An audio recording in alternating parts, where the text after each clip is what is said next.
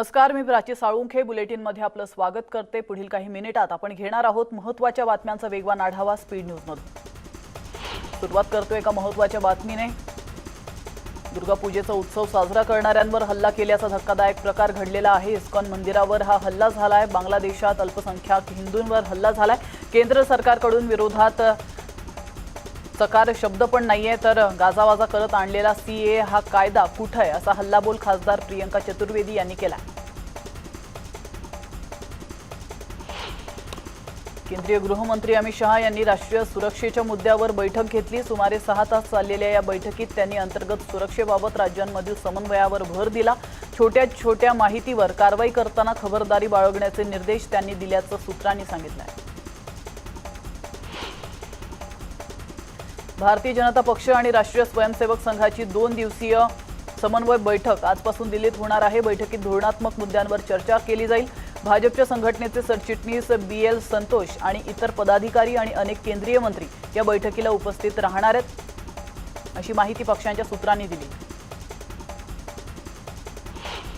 राष्ट्रीय स्वयंसेवक संघाच्या 5 दिवसीय बॉडी क्लास शाखेची सुरुवात ध्वजारोहणाने झाली आहे। संघाच्या 45 प्रांतीय युनिट्सचे सुमारे 500 अधिकारी आणि स्वसेवक 5 दिवसांचे शारीरिक वर्गात सहभागी होण्यासाठी अयोध्येला पोहोचले आहेत। पहिल्या दिवशी या कामगारांना शारीरिक प्रशिक्षण देण्यात आलं। याच वर्गाला मार्गदर्शन करण्यासाठी मोहन भागवत अयोध्येला जात आहेत। राज्यातील सहकार क्षेत्रासाठी मोठी बातमी आहे। केंद्रीय मंत्री आणि सहकार मंत्री अमित शहा यांनी आज एक महत्त्वाची बैठक बोलावली आहे। बैठकीला केंद्रीय रेल्वे राज्यमंत्री रावसाहेब दानवे, देवेंद्र फडणवीस, राधाकृष्ण विखे पाटील आणि हर्षवर्धन पाटील देखील उपस्थित आहेत। आजच्या बैठकीत सहकार खात्यावर काय चर्चा केली जाणार याकडे सर्वांचंच लक्ष लागलंय। भाजपचे राष्ट्रीय अध्यक्ष जेपी नड्डा यांच्या अध्यक्षतेखाली होणाऱ्या बैठकीसाठी पंकजा मुंडे दिल्लीत दाखल झाल्या होत्या। त्यावर पंकजा मुंडेंनी बैठक संघटनात्मक असल्याचं म्हटलंय। तसंच साखर उद्योगाबाबत नकारात्मक पद्धतीने बघितलं जातं, त्यामुळे हा उद्योगाच्या अडचणीत वाढ होते आणि साखर उद्योगाला वेगळं पॅकेज देण्याची गरज असल्याचं त्या म्हणाल्या।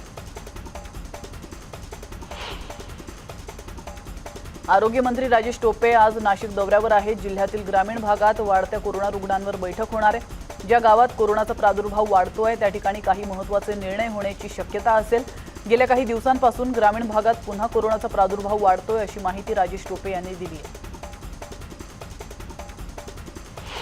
कोरोना लसीकरणाबाबत आरोग्य मंत्री राजेश टोपे यांनी महत्त्वाची माहिती दिली आहे। राज्यात 70% नागरिकांना कोरोना लसीचा पहिला डोस देण्यात आलाय, तर 35% नागरिकांना कोरोना लसीचा दुसरा डोसही देण्यात आल्याची माहिती आरोग्य मंत्र्यांनी दिली आहे। राज्यात एकूण 9.5 कोटी डोस देण्यात आल्याचं टोपेंनी स्पष्ट केलं आहे। लहान मुलांच्या लसीकरणासाठी राज्य सरकार सज्ज असल्याचं स्पष्ट करण्यात आलंय। 12 ते 18 वयोगटातील मुलांसाठी झायडस कॅडिलाची लस दिली जाईल। केंद्राने परवानगी दिली तर लहान मुलांचं लसीकरण सुरू केलं जाणार आहे। मराठवाड्यात मोठ्या प्रमाणात पाऊस झाला। सोयाबीनच्या काढणीचं काम होतं, त्यामुळे मिशन कवच कुंडल अभियानाची गती मंदावली होती। त्यामुळे आता मिशन कवच कुंडल अभियान आता दिवाळीपर्यंत वाढवण्यात येणार आहे। आरोग्य मंत्री राजेश टोपेंनी मोठा निर्णय घेतला आहे। विद्यार्थ्यांनी वेगवेगळ्या पदासाठी अर्ज केले असतील आणि त्याची परीक्षा वेगवेगळ्या विभागात असेल तर कोणत्या विभागात जाऊन परीक्षा द्यायची हा विद्यार्थ्याचा निर्णय असेल। तसंच एकाच विभागात परीक्षा द्यायच्या असतील तर त्याचीही मुभा विद्यार्थ्याला देण्यात आल्याचं राजेश टोपे यांनी म्हटलंय। विरोधी पक्षनेते प्रवीण दरेकरांनी राज्य सरकारवर थेट निशाणा साधलाय। फडणवीस मुख्यमंत्री असताना राज्य शासनाने दर कमी केले होते, पण आता महाविकास आघाडीचे नेते काहीही झालं तरी केंद्राकडे बोट दाखवतात।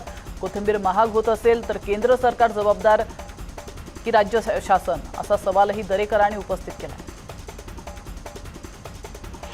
यापूर्वी देशात आजवर किमान 120 वेळा विविध राज्यांतील सरकार केवळ केंद्रातील सरकारच्या मनात आले म्हणून बरखास्त करण्यात आलं असं विधान भाजपच्या प्रदेश उपाध्यक्ष चित्रा वाघ यांनी केलंय। तसंच शिवसेनेला गांजा कुणी ओढला असा सवाल त्यांनी विचारलाय। शिवसेनेबाबत बोलताना क्षणोक्षणी लोकशाहीचे मुडदे पाडणाऱ्या आणि काँग्रेससोबत हातमिळवणी करणारी शिवसेना असा उल्लेख त्यांनी केलाय। आर्यन खानचा जामीन कोणी गोठवला याची चौकशी करण्यासाठी मी सुप्रीम कोर्टात याचिका दाखल केल्याची माहिती शिवसेना नेते किशोर तिवारी यांनी दिली आहे। शिवाय एनसीबीचे अधिकारी आपल्या पदाचा गैरवापर करत आहेत असा देखील आरोप त्यांनी केला। काँग्रेसचे प्रदेशाध्यक्ष नाना पटोलेंनी नवनियुक्त पदाधिकाऱ्यांना जबाबदाऱ्यांचे वाटप केले असून अतुल लोंढे यांची मुख्य प्रवक्तेपदी नियुक्ती केली आहे। आघाडी संघटना विभाग आणि सेलची जबाबदारी माजी मंत्री सुनील देशमुख यांच्याकडे देण्यात आली। राज्य सरकारकडून पूरग्रस्तांना देण्यात आलेल्या मदतीविरोधात भाजप आणि व्यापाऱ्यांनी सांगलीमध्ये आंदोलन केलंय। राज्य शासनाकडून देण्यात आलेली मदत तुटपुंजी आणि पूरग्रस्तांची थट्टा करणारी असल्याचा आरोप करत प्रतिकात्मक धनादेश परत करण्याचं आंदोलन करत आघाडी सरकार विरोधात सांगलीत निदर्शनं करण्यात आली। बीड जिल्ह्यासह राज्यात झालेल्या अतिवृष्टीमुळे नुकसानग्रस्त शेतकऱ्यांना राज्य सरकारने भरपाई जाहीर केली। मात्र गायरान धारक शेतकऱ्यांना नुकसान भरपाई देण्यात आलेली नाही। तर गायरान धारक शेतकरी नाहीत का असा प्रश्न उपस्थित करत बीडमध्ये डेमोक्रेटिक पार्टी ऑफ इंडिया आक्रमक झाल्याचं पाहायला मिळालंय। बीडचे जिल्हाधिकारी कार्यालयासमोर आंदोलन करत गायरान धारकांना अतिवृष्टीची नुकसान भरपाई तात्काळ द्यावी ही मागणी करण्यात आली। वाशिम जिल्ह्यातील मेडशी परिसरात झालेल्या अतिवृष्टीमुळे सोयाबीनचं अतोनात नुकसान झालंय।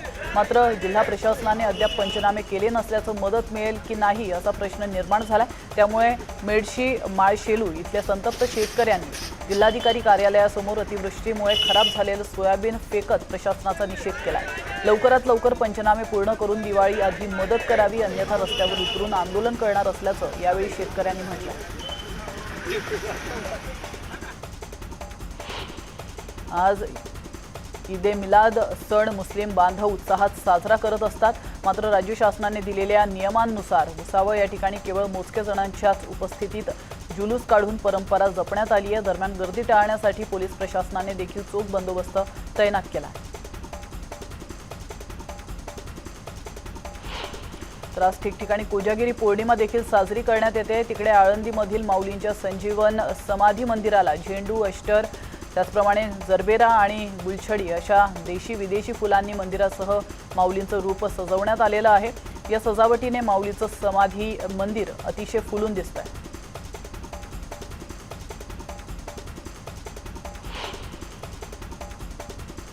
इथं घेतो एक छोटासा ब्रेक, लगेचच परत येतोय। तुम्ही पाहत राहा स्पीड न्यूज।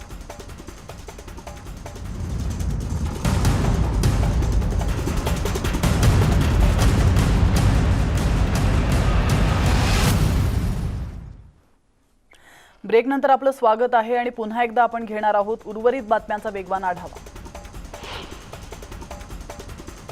देशातील अनेक राज्यांना अतिवृष्टीने तडाखा दिलाय। उत्तराखंडमध्ये विविध दुर्घटनांमध्ये 5 जणांचा मृत्यू झालाय। तर दुसरीकडे गेल्या काही दिवसांपासून पावसाचा कहर अनुभवणाऱ्या केरळमध्ये मृतांचा आकडा 27 वर जाऊन पोहोचलाय। तेथील 10 धरणांच्या क्षेत्रात धोक्याचा इशारा देण्यात आलाय। उत्तराखंड, दिल्लीबरोबरच राजस्थान, मध्य प्रदेश, उत्तर प्रदेश, पश्चिम बंगाल, तामिळनाडू आणि तेलंगणा आदी राज्यांमध्ये देखील मुसळधार पावसाची नोंद झाली। केरळनंतर उत्तराखंडमध्ये देखील पावसाने धुमाकूळ घातलाय। गेल्या 40 तासांपासून पाऊस कोसळत असल्याने नैनिताल, चंपावत तालुक्यांमध्ये देखील रस्त्यांना नद्यांचं स्वरूप आल्याचं आपण या दृश्यांच्या माध्यमातून पाहू शकतो। नैनितालमधील तलाव ओव्हरफ्लो झालाय। अनेक रस्ते, गाड्या पाण्याखाली गेलेल्या आहेत आणि तसंच भूस्खलनामुळे अनेक रस्ते बंद झालेत।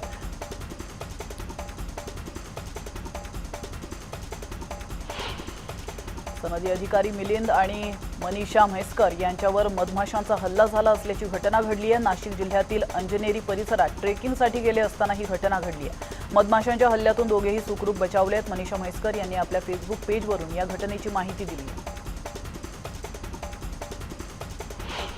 नागपूरमध्ये मोठ्या प्रमाणात अवैध होर्डिंग्स पाहायला मिळतात। पालिका प्रशासन अधूनमधून कारवाई करतं, मात्र तरीही अवैध होर्डिंग्स लावणारे यापासून कुठलाही धडा घेत नाहीये।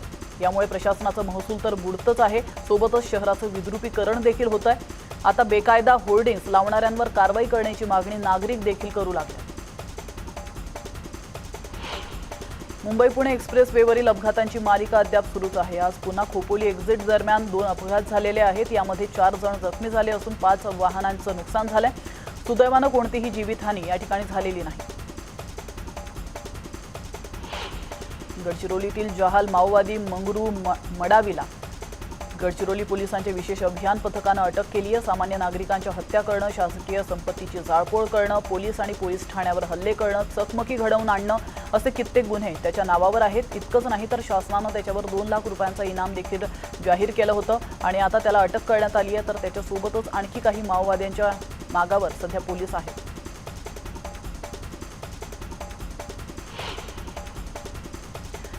आणि यासोबतच स्पीड न्यूज मध्ये वेळ झाली इथंच थांबण्याची, मात्र तुम्ही कुठेच जाऊ नका, पाहत रहा न्यूज 18 लोकमत।